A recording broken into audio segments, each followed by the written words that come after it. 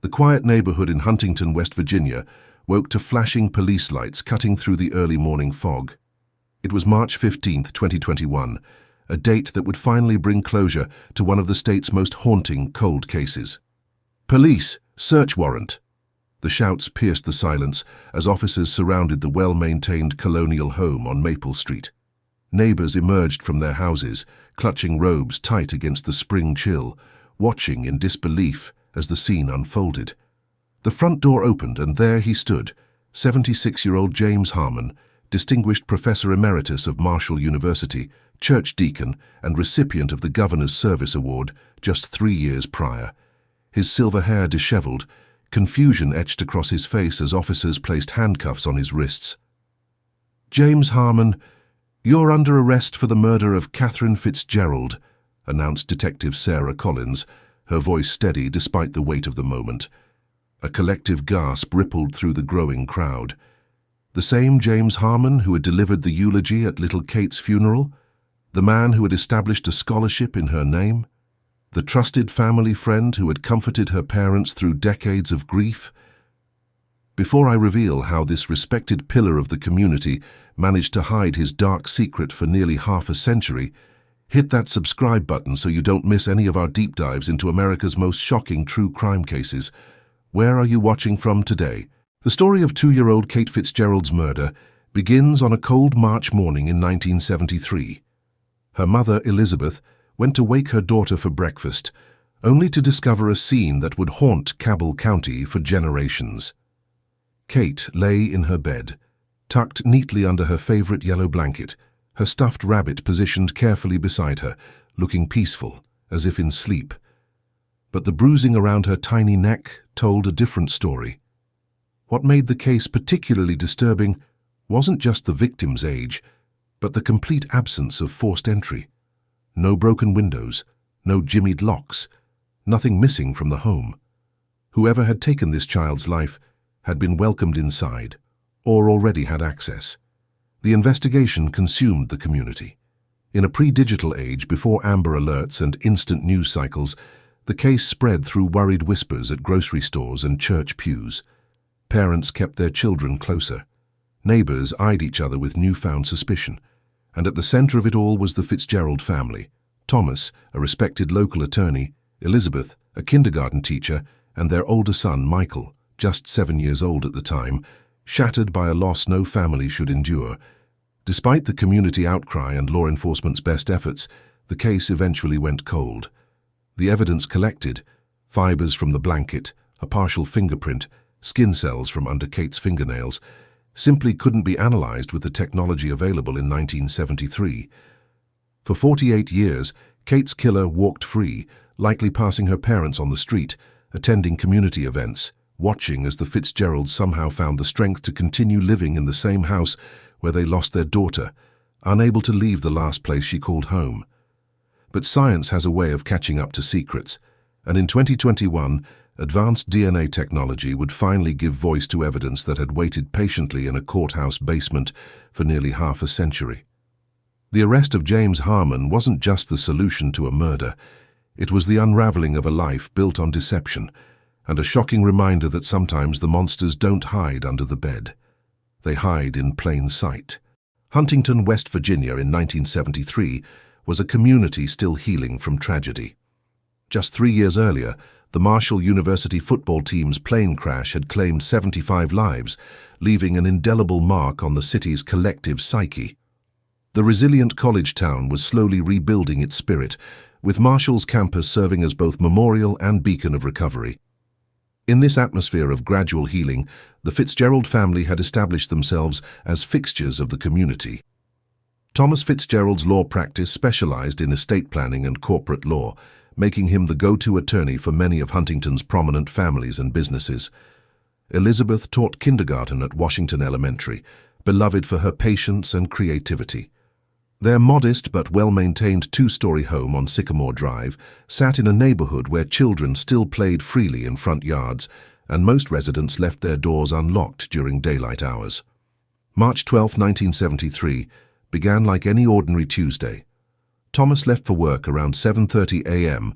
after kissing Kate goodbye as she ate Cheerios at the kitchen table.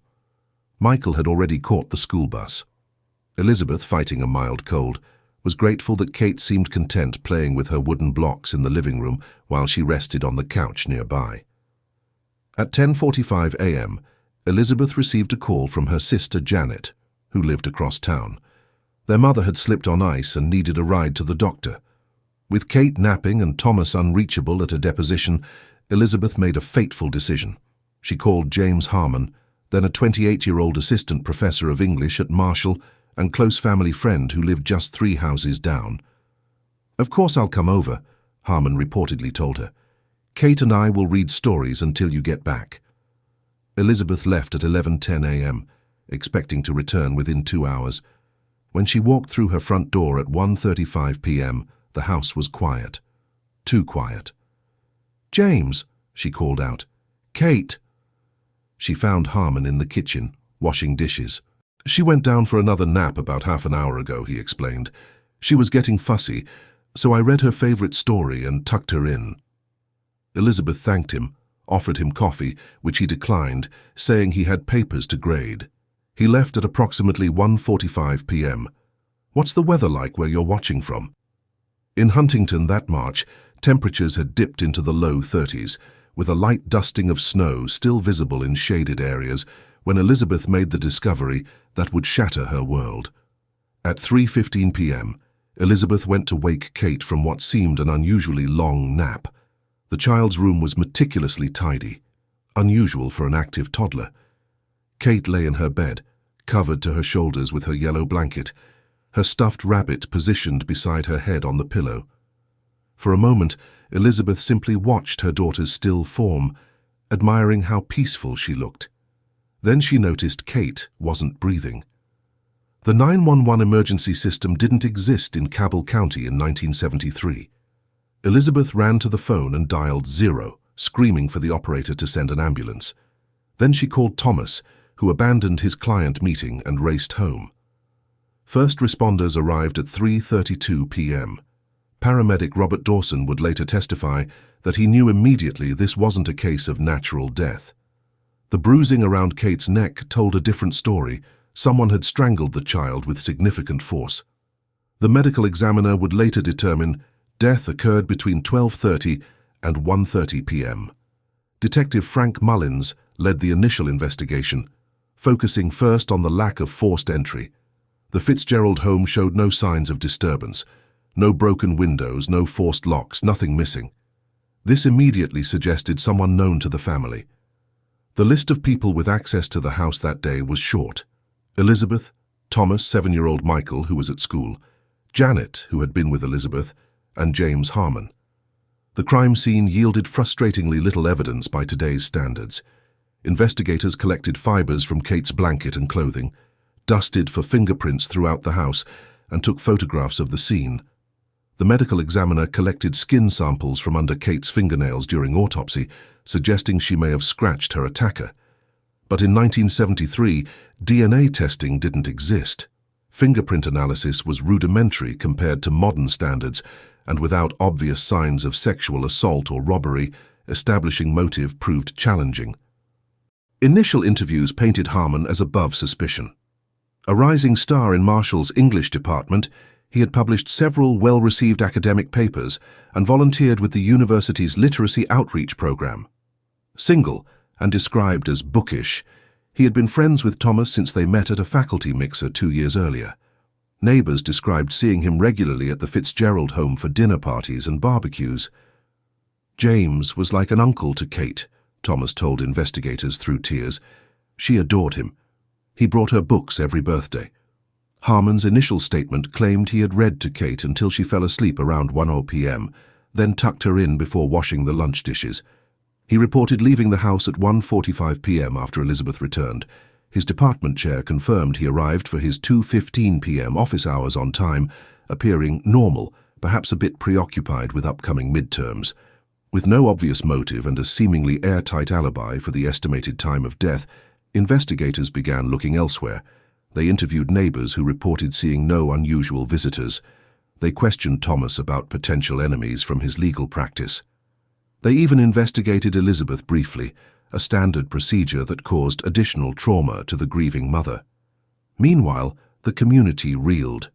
Parents suddenly implemented strict curfews and stranger danger talks. The Herald-Dispatch ran daily front-page updates. Churches held prayer vigils. Marshall University established a safety escort service for students and staff. And through it all, James Harmon stood literally and figuratively with the Fitzgerald family. He helped organize the funeral, delivered a moving eulogy describing Kate's bright spirit and curious mind, and established a children's literacy fund in her name. When reporters approached the family, it was often Harmon who stepped forward as spokesperson, shielding the grieving parents from intrusive questions. "We cannot let this tragedy define our community," he told the Herald-Dispatch 1 month after the murder. "Kate would want us to read more stories, not fewer, to trust more, not less." By summer 1973, with no new leads and mounting pressure to solve other cases, the investigation gradually lost momentum. The file remained open, but active pursuit of Kate's killer faded into periodic reviews that yielded nothing new. The perfect crime, it seemed, had been committed by the perfect suspect, hiding behind a facade of compassion and community service that would stand unchallenged for nearly 5 decades. As 1973 gave way to 1974, the investigation into Kate Fitzgerald's murder gradually receded from headlines. Detective Frank Mullins, who had promised the family he would never stop looking for their daughter's killer, kept the case file on his desk until his retirement in 1986.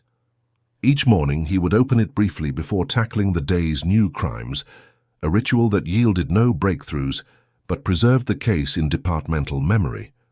The initial suspects had been systematically eliminated through alibis and lack of evidence. Thomas Fitzgerald was in a deposition with 6 witnesses during the estimated time of death. Elizabeth's whereabouts with her sister and injured mother were confirmed by medical staff at Cabell Huntington Hospital. 7-year-old Michael was in school, verified by attendance records and his teacher's statement. Various neighbors and service workers who had been in the vicinity were cleared through interviews and timeline analysis. Only James Harmon remained technically viable as a suspect, but with no motive established and his alibi of arriving punctually for office hours, investigators had nothing concrete to pursue. The partial fingerprints found in Kate's room matched family members and Harmon, all people who had legitimate reasons to be there. The skin cells collected from under Kate's fingernails couldn't be processed with 1970s technology. The case stalled not from lack of effort, but from limitations of forensic science. For the Fitzgerald family, the years following Kate's death unfolded in the peculiar half-life of the grieving. Thomas threw himself into his law practice, eventually becoming a county prosecutor in 1978, a career shift he privately attributed to his desire to seek justice for victims like his daughter. Elizabeth never returned to teaching, finding the presence of kindergartners too painful a reminder. Instead, she channeled her energy into establishing Kate's Corner, a children's reading room at the Cabell County Public Library. Michael, the forgotten victim in many ways, grew up in the shadow of his sister's murder. Neighbors and teachers treated him with a mixture of pity and morbid curiosity. By high school, he had developed a rebellious streak that worried his parents. He left Huntington after graduation, attending college in Colorado and rarely returning home except for major holidays. The hardest part wasn't just losing Kate, Michael would later tell investigators in 2021. It was watching my parents become different people. Dad became obsessed with putting criminals away. Mom turned our house into a shrine. And James was always there, keeping the wound fresh with his memorial scholarships and annual remembrance events. Throughout these difficult years, James Harmon's star continued to rise. He received tenure at Marshall in 1979, published a well-received book on Appalachian literature in 1982, and became department chair in 1988. His Kate Fitzgerald Memorial Scholarship funded English education for deserving students, and his annual reading of children's literature at Kate's Corner became a community tradition. If you're finding this story as compelling as I did, please hit that like button and share it with someone who appreciates true crime investigations. Your support helps us continue bringing these important cases to light. The case saw periodic revivals over the decades. In 1983, the 10th anniversary of Kate's death prompted a feature in the Herald-Dispatch, where Detective Mullins admitted his frustration. "This one haunts me. Somewhere out there, someone knows what happened to that little girl." In 1993, the Cabell County Sheriff's Department created its first cold case unit, with Kate's file among the initial 5 cases selected for review. Lieutenant Diane Mercer, who led the unit, applied new interview techniques to old witnesses, but generated no new leads. The most significant revival came in 2001, when the West Virginia State Police established a forensic laboratory with DNA testing capabilities. Evidence from Kate's case, specifically the skin samples from under her fingernails and fibers from her blanket, was submitted for analysis. The results were disappointing. Decades of storage had degraded the biological material beyond the technology's capabilities at that time. Through each revival, James Harmon remained a steadfast presence in the Fitzgerald family's life. He attended every memorial service, contributed regularly to Kate's scholarship fund, and even accompanied Thomas to meetings with investigators when new developments arose.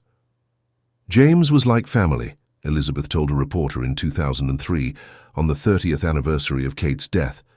"When others stopped mentioning her name, afraid to upset us, James made sure Kate was never forgotten."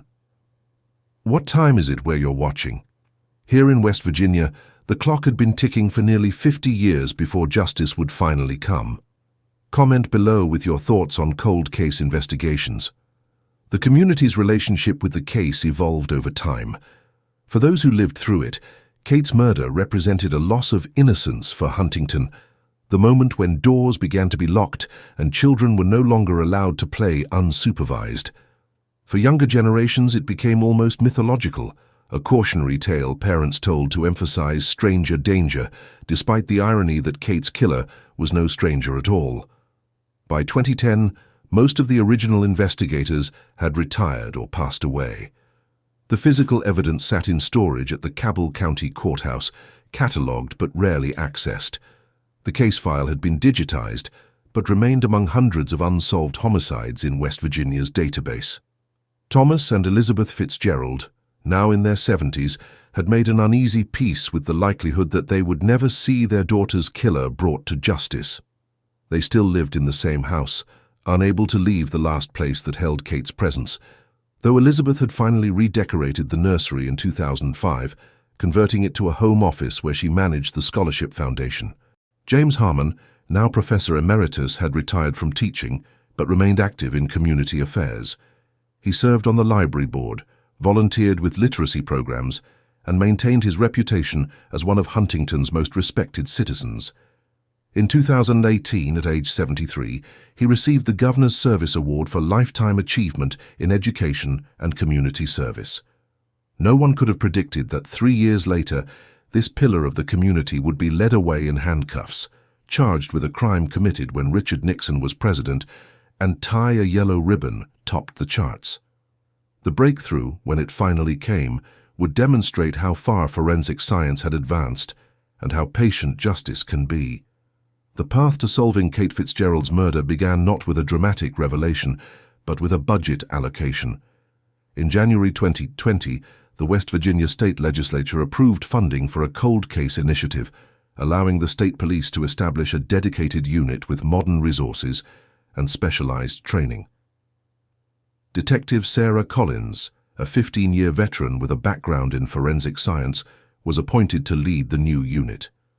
Her first action was to review all unsolved homicides in the state database, prioritizing cases with preserved physical evidence that might benefit from advanced testing. The Kate Fitzgerald case immediately stood out, Collins explained in a later press conference, not only because of the victim's age and the high-profile nature of the case, but because the evidence had been meticulously preserved despite the passage of time. This preservation was largely thanks to Cabell County Clerk Margaret Wilson, who had implemented strict evidence storage protocols in the 1990s. The skin samples from under Kate's fingernails, the fibers from her blanket, and even the partial fingerprints had been properly catalogued and stored in climate-controlled conditions. awaiting technologies that didn't exist when they were collected. In March 2020, as the world grappled with the emerging pandemic, Collins and her team began the painstaking process of reviewing the original case files.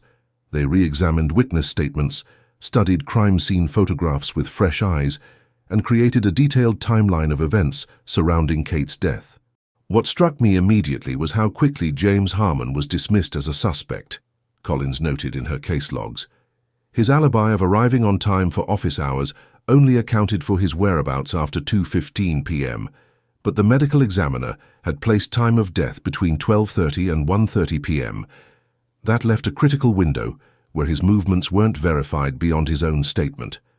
This observation alone wasn't enough to reopen the case, but it raised questions that merited further investigation.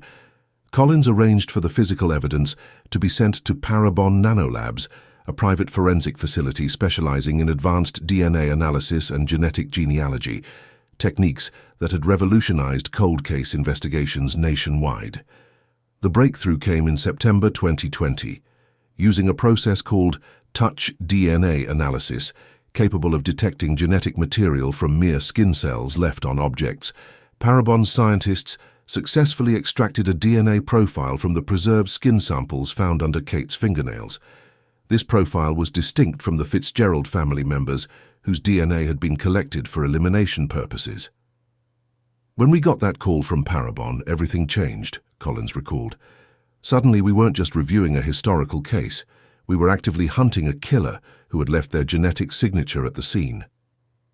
The next step involved running this DNA profile through CODIS, the FBI's combined DNA index system. No direct matches were found, indicating the perpetrator had never been arrested for a felony or otherwise had their DNA collected by law enforcement. This is where genetic genealogy, the same technique that identified the Golden State Killer in 2018, came into play. With court approval, the DNA profile was uploaded to GEDmatch, a public database where people voluntarily share their genetic information for genealogical research. The system identified several distant relatives of the unknown DNA contributor. Genetic genealogist Dr. Eleanor Park began the meticulous process of building family trees, working backward from these distant matches to identify common ancestors, then forward to find potential suspects. After 3 months of intensive research, she had narrowed the possibilities to 3 men who would have been in the Huntington area in 1973 and fit the age profile. 2 were quickly eliminated. 1 had died in 1995, and the other had been serving in Vietnam during March 1973. The third was James Harmon.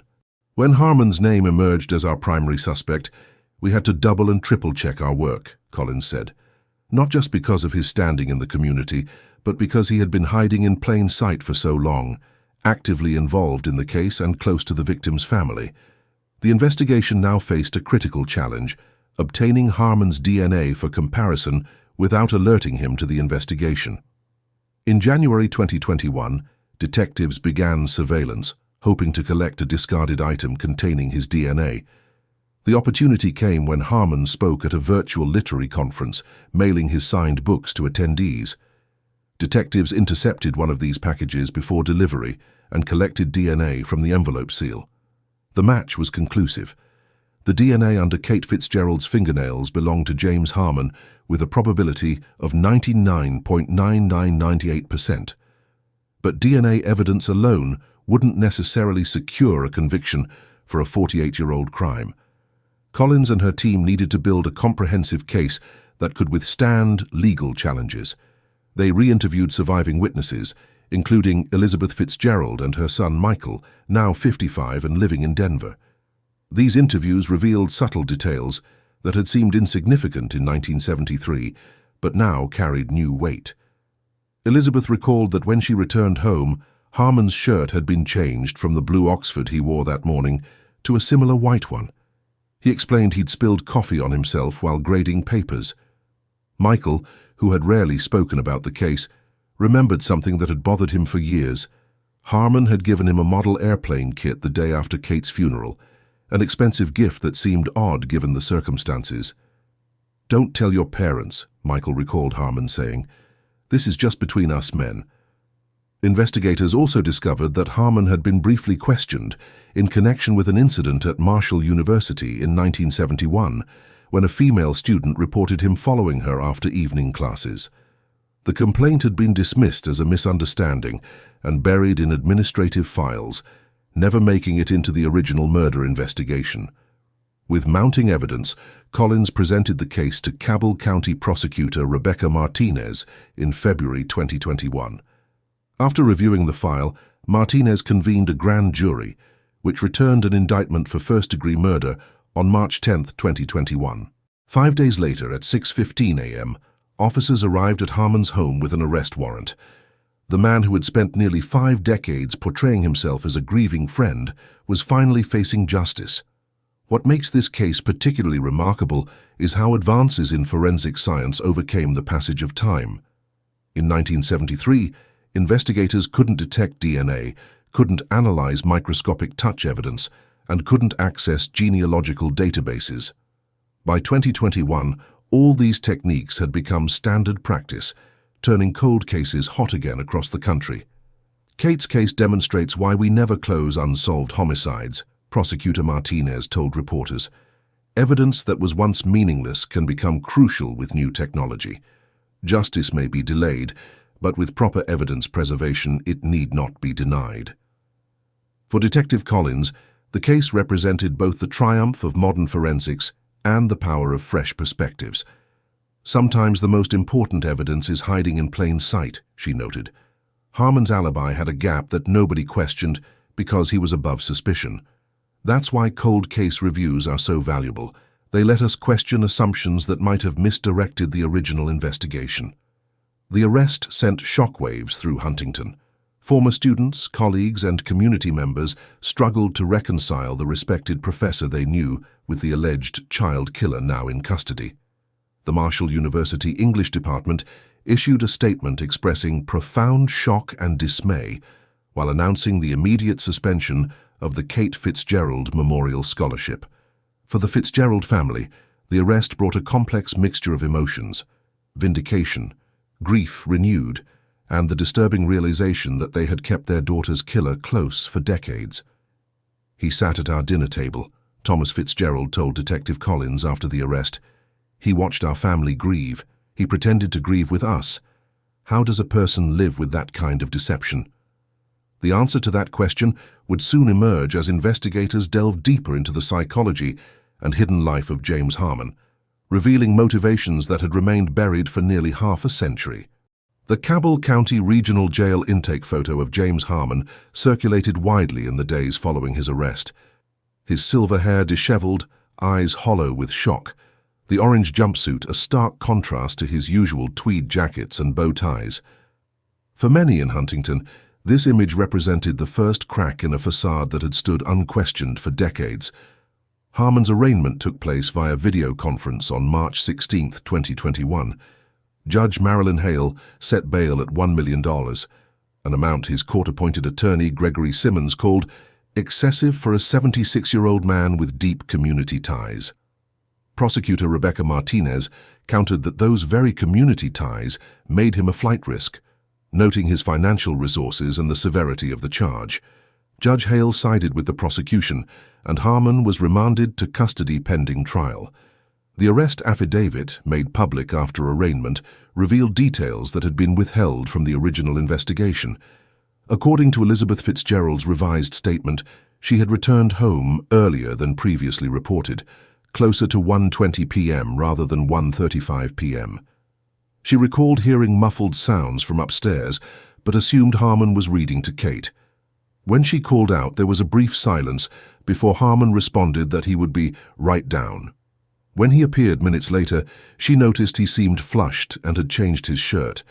He explained he had spilled coffee while grading papers he'd brought along. Elizabeth, distracted by her mother's condition and trusting Harmon completely, never questioned this explanation until detectives asked her to revisit that day in detail. "I've replayed that moment in my mind for 48 years, her statement read. "I always focused on what I could have done differently. I never once suspected James. He was family to us."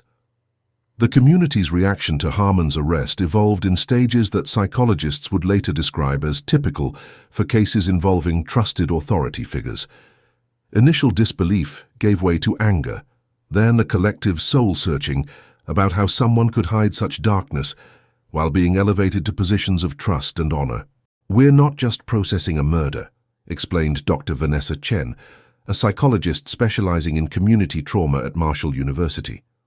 "We're processing a betrayal that forces us to question our judgment about who we trust and admire. That's profoundly destabilizing for a community."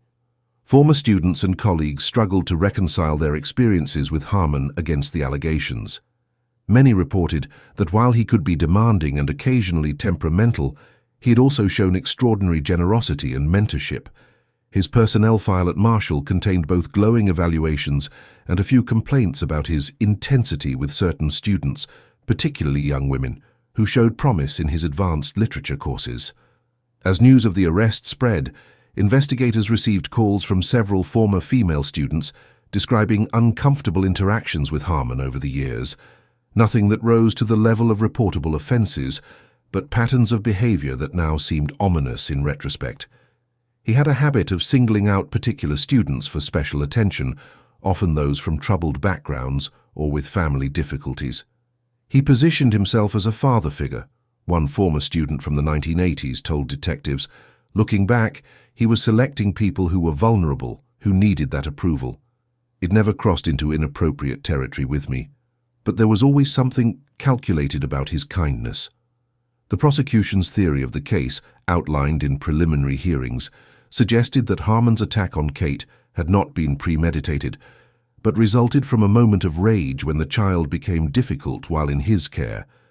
Forensic psychologists consulted on the case noted that the careful arrangement of the crime scene, Kate tucked neatly into bed with her stuffed animal, indicated remorse and an attempt to create a peaceful narrative around her death.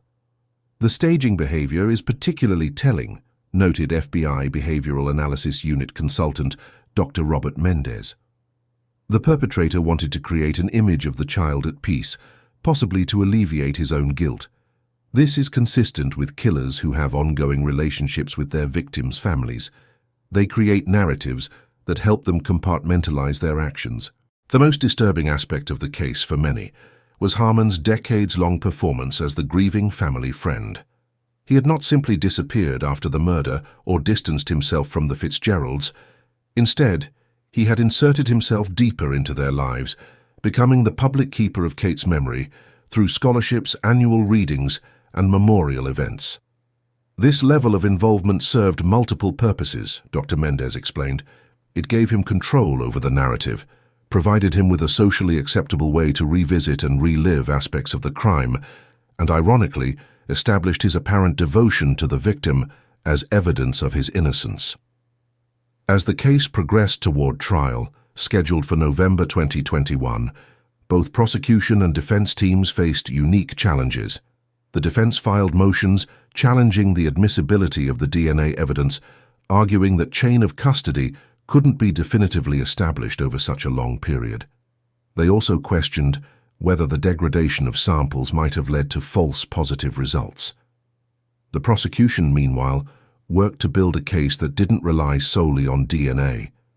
They interviewed Harmon's former neighbors, colleagues, and students, constructing a psychological profile that revealed a man who, despite his academic achievements, harbored deep resentments about his own childhood and family relationships. Court documents revealed that Harmon had grown up in foster care after being removed from an abusive home at age 7. Despite this difficult start, he had excelled academically, earning scholarships that funded his education through his doctorate. His personnel files showed a man determined to project an image of respectability and achievement, often exaggerating his publications and connections to literary figures. What emerges is a picture of someone whose entire life was a carefully constructed facade, Prosecutor Martinez stated during a pretrial hearing. The distinguished professor, the community leader, the devoted friend, these were roles he played to conceal his true nature. The Fitzgerald family's response to these revelations was complex and evolving. Thomas, now 79, attended every hearing, sitting stoically in the front row. Elizabeth, 77, found the proceedings too difficult to attend, but provided a written statement describing how Harmon's betrayal had forced her to question every interaction, every memory involving him and her daughter. "He watched me grieve for 48 years, she wrote. He held my hand at her funeral. He listened to me talk about her, about my guilt and pain, all while knowing he was the reason for that pain. There is no punishment adequate for that level of cruelty." Michael Fitzgerald, who had built a life far from Huntington partly to escape the shadow of his sister's murder, returned to support his aging parents through the trial. In interviews, he described the strange relief of finally having answers mixed with the horror of learning the truth. "In some ways, it's worse than not knowing," he told reporters, "because now we have to process that he was there all along. At holiday dinners, at my high school graduation, at my wedding. He gave a toast. He held my children. The violation goes beyond Kate's murder. He violated our entire family history."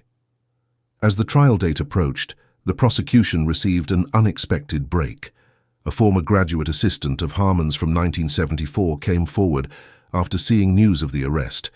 She had preserved a journal from that period, which included an entry describing a disturbing conversation with Harmon about the Fitzgerald case. "Prof H talked about the Fitzgerald girl again today," the entry from April 1974 read. "He said something odd, that sometimes children push adults to their breaking point, and we never talk about that part. When I mentioned how sad it was for the parents, he said they were partly responsible for leaving her with someone. The way he said it made me uncomfortable, like he was angry at them rather than sympathetic."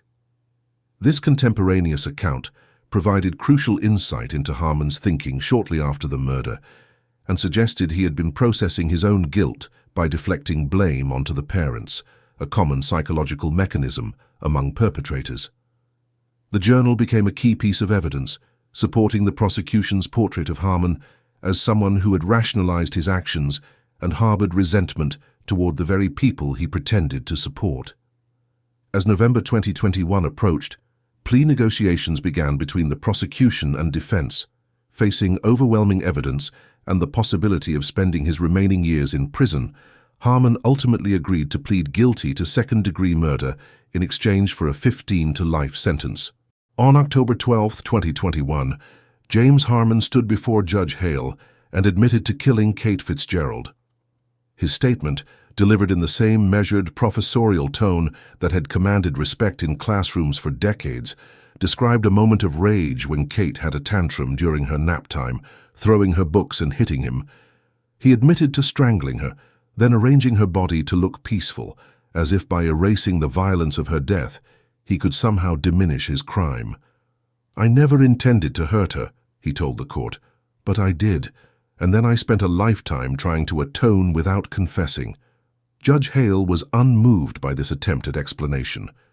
"There is no atonement without accountability," she responded before delivering the sentence. "You stole a child's life, then exploited her family's grief for your own purposes.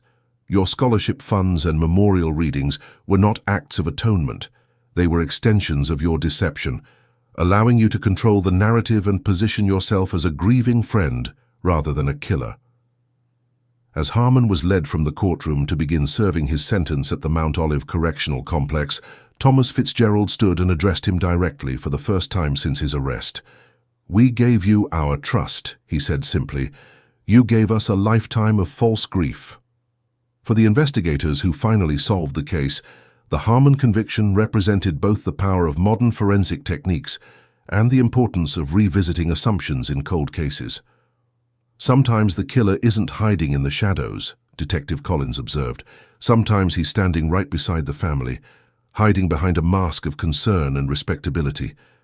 That's why we never stop looking, never stop questioning, even when the answers might shatter a community's trust."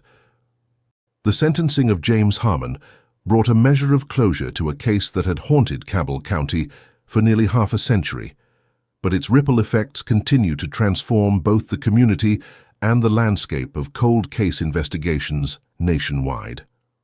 For the Fitzgerald family, justice arrived too late for complete healing, but not too late for truth. Thomas and Elizabeth, now in their late 70s, finally removed the small shrine to Kate that had occupied a corner of their living room since 1973. In its place, they installed a simple photograph of their daughter laughing in the backyard swing, an image that celebrates her life rather than commemorating her death. "We spent 48 years as victims," Thomas explained during a rare interview 6 months after the sentencing. "Now we're trying to learn how to just be parents who lost a child without the added burden of not knowing who took her from us." The Kate Fitzgerald Memorial Scholarship, tainted by its association with Harmon, was dissolved. In its place, the Fitzgerald family established the Truth for Kate Foundation, which funds advanced DNA testing for cold case homicides involving children. Their first grant helped solve a 1981 case in neighboring Ohio, bringing closure to another family trapped in decades of uncertainty. Michael Fitzgerald, who had spent most of his adult life trying to escape his identity as the brother of a murder victim, found unexpected peace in the resolution. He relocated his family from Colorado back to West Virginia, taking over his father's law practice with a focus on victims' advocacy. "I ran from this place for 30 years, he acknowledged, "but there's something powerful about reclaiming your hometown after the shadow that hung over it has been lifted."